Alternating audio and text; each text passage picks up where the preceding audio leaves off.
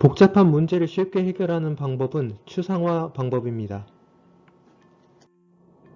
추상화의 추는 뽑다라는 의미입니다.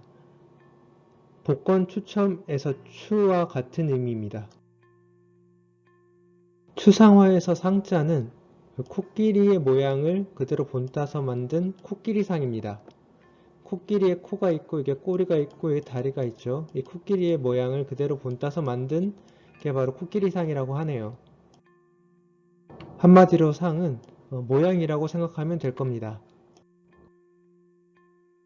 추상화라는 단어를 들으면 왠지 미술에서 나오는 그 추상화가 떠오르죠. 네, 이 추상화에서 그 화자가 그림 화자입니다. 미술에서 추상화를 대표하는 작가 중에 한 사람은 피카소입니다. 피카소는 자신이 본 사물을 있는 그대로 그리지 않고 자신이 중요하다고 생각하는 부분만 강조하고 자신이 중요하지 않다라고 생각하는 부분은 과감히 생략했습니다. 피카소의 작품인 소를 보면 그 특징을 알 수 있는데요.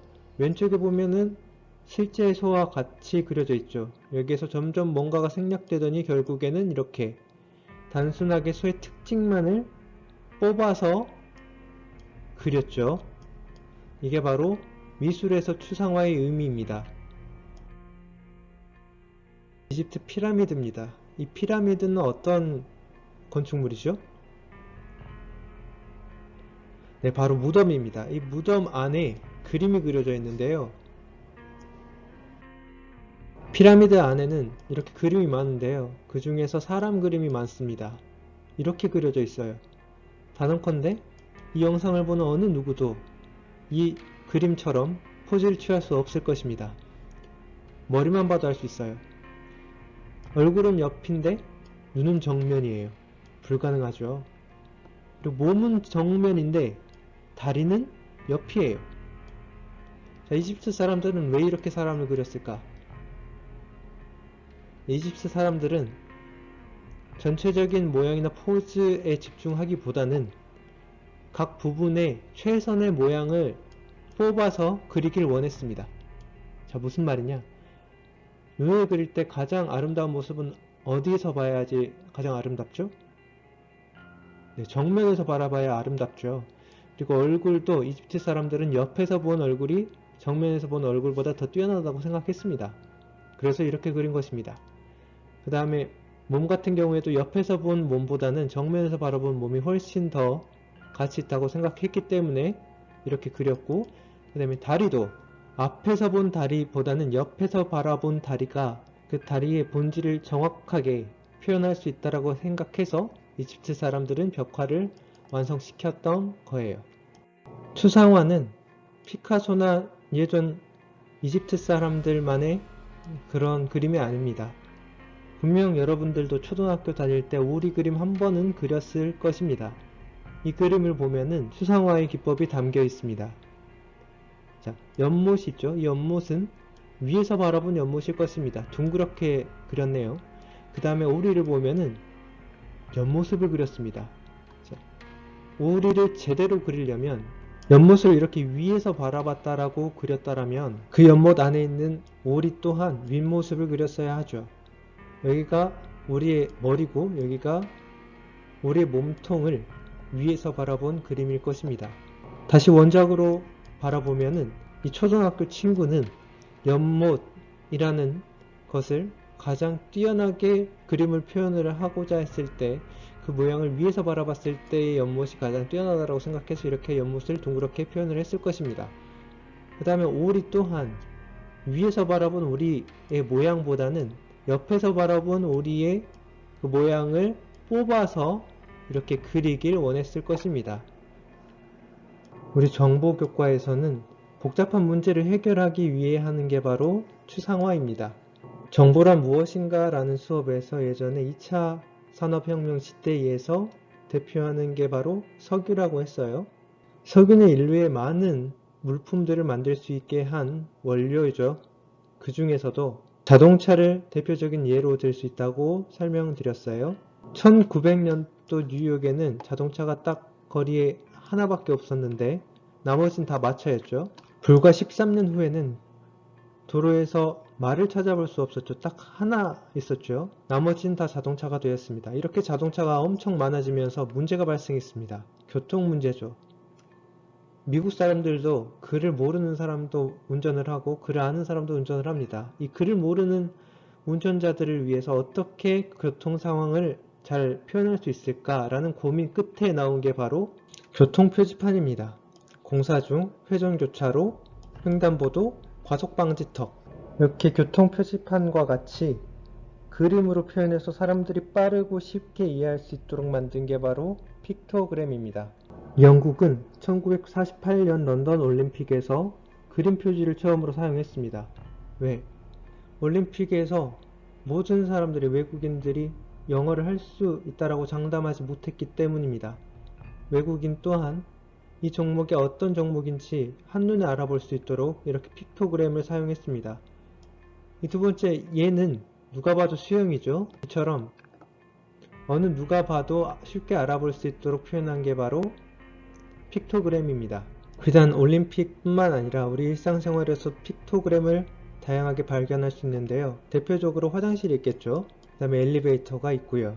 이처럼 어느 누가 봐도 쉽게 그 의미를 알 수 있도록 표현한 게 바로 픽토그램입니다. 픽토그램은 가장 그 대상의 특징이 되는 모양을 뽑아서 이렇게 문제를 해결할 수 있도록 만든 것이 바로 픽토그램이죠. 네, 그러면 지금부터 추상화를 어떻게 하는지에 대해서 두 단계에 거쳐서 설명을 드리겠습니다. 가장 첫 번째 단계가 바로 작은 문제로 분해하는 단계입니다. 네, 여기 김밥이 있습니다. 김밥을 사 먹지 않고 직접 만들어서 한다면 어떻게 해야 될까요? 자, 문제는 바로 김밥 만들기죠. 문제 분석을 해봅시다. 김밥 만들기에서 현재 상태는 어떤 상태일까요?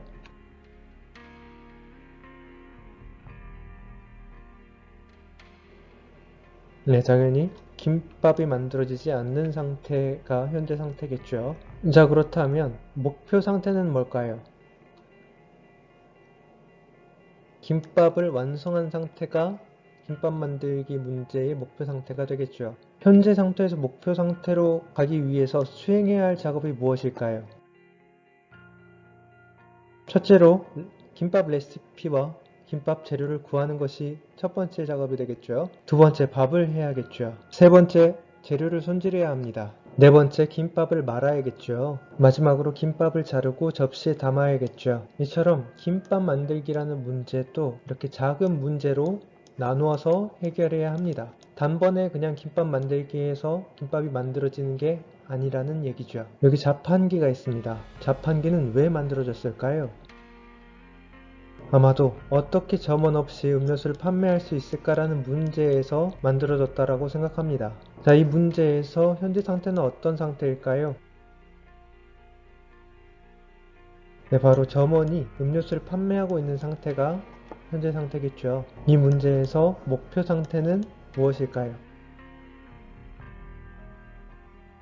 바로 점원 없이 자판기가 손님이 원하는 음료수를 판매하는 상태가 바로 목표 상태가 되겠죠. 수행해야 될 작업이 뭘까요?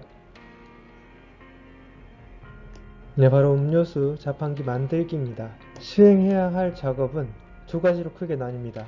첫째, 음료수 자판기 본체를 하드웨어적으로 만들어야겠죠.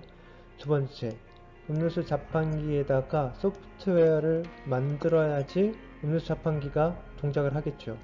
음료수 자판기 본체란 건 너무나 다양함으로 생략하고 음료수 자판기의 소프트웨어를 만들어보는 그 작업을 분석을 해보도록 하겠습니다. 음료수 자판기 소프트웨어 만들기란 문제 또한 작은 문제로 나눠질 수 있는데요. 가장 먼저 자판기에서 남아있는 음료수의 재고를 표시해 주어야 합니다. 다음으로 손님이 투입한 금액을 확인할 수 있도록 하는 소프트웨어도 만들어야겠죠. 네, 세 번째, 손님이 선택한 음료수를 제공할 수 있도록 소프트웨어를 만들어야겠죠. 거스름돈을 반환해야 할 것입니다. 추상화의 두 번째 단계는 바로 핵심 요소를 추출하는 단계인데요. 이 핵심이라는 것은 불필요한 요소들을 제거하는 것이 바로 핵심이죠. 음료수 자판기 소프트웨어 만들기에서 문제들을 이렇게 작은 문제들로 나눠놨는데요.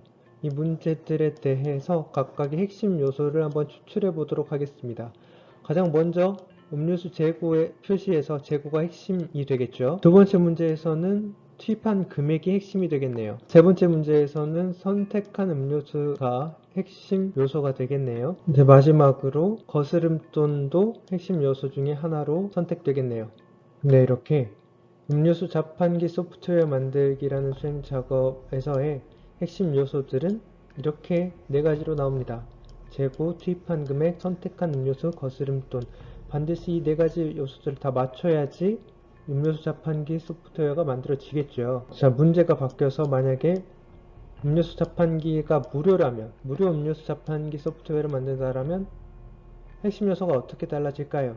자, 이런 무료 음료수 자판기 소프트웨어를 만들려면 어떻게 해야 될까? 일반적인 돈을 내고 쓰는 자판기의 핵심 요소들은 이렇게 네 가지로 나눴었는데, 이번엔 무료 음료수 자판기를 만들어야 되니까 여기서 필요한 핵심 요소들이 두 개밖에 없겠죠. 재고와 선택한 음료수겠죠. 무료니까 투입한 금액 필요 없을 것이고, 돈을 넣지 않았으니까 거스름 돈을 반환하는 기능 또한 불필요한 요소가 돼서 제거가 되겠죠. 이처럼 해결해야 될 문제가 바뀌어서 핵심 요소들이 바뀌는 경우도 있다는 사실을 기억하시기 바랍니다. 자동차 고장 사고 문제가 심각하다는 실생활 문제가 있습니다. 이 문제 어떻게 해결해야 될까요? 먼저 문제를 분석해야겠죠. 현재 상태 어떨까요?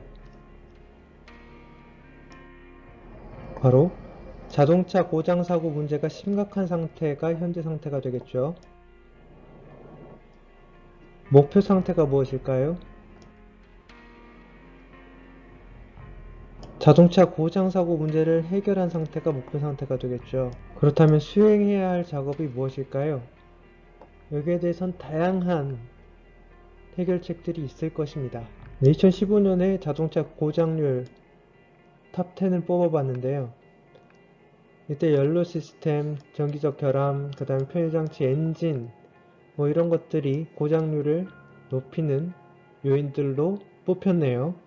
내연기관 차 부품수라는 것은 휘발유나 등유 혹은 LPG로 가는 일반적인 자동차의 부품수를 의미합니다.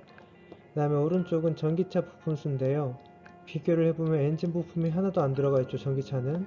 그래서 총 부품수의 합계를 보면은 3만 개가 기존 차라면 18,900개 밖에 들지가 않네요. 이렇게 부품수를 줄여서 자동차 고장 사고를 최대한 줄이려는 회사가 바로 테슬라입니다. 테슬라는 자동차 고장 사고를 최대한 줄이기 위해서 반드시 필요한 핵심 부품만을 가지고 자동차를 만들려고 했습니다. 그게 바로 전기차이며, 이 테슬라 간판만 봐도 이 테슬라의 철학을 알 수 있습니다. 이 간판 테슬라에서 E가 원래 대문자 E로 이렇게 표현이 되어야 되는데, 이렇게 E를 표현하는 이 부분, 이 불필요하다고 생각해서 이 요소를 제거했죠. 그리고 A도 이 부분 두 부분이 들어가야 되는데 이 부분도 뺐죠. 테슬라는 자동차를 만들 때 불필요한 요소들을 이렇게 제거해서 핵심적인 부품만을 만들어 부품의 수를 최대한 줄여서 자동차 고장률을 줄이겠다라는 철학이 이 로고에도 나타나 있습니다. 어린 왕자를 쓴 생텍쥐페리가 이런 말을 했습니다. 완벽이라는 것은 성취되는 것인데 뭔가를 더할 게 없는 상태가 아니라 더 이상 뺄 게 없는 상태가 그때야말로 비로소 완벽이 성취된다라고 말을 했습니다. 이처럼 불필요한 요소들을 완전히 제거해서 더 이상 뺄 게 없는 상태, 즉 핵심 요소들만 남아있는 상태야만이 비로소 복잡한 문제를 해결하는데 그 문제를 보다 더 쉽게 해결할 수 있다는 의미로 해석될 수 있겠네요.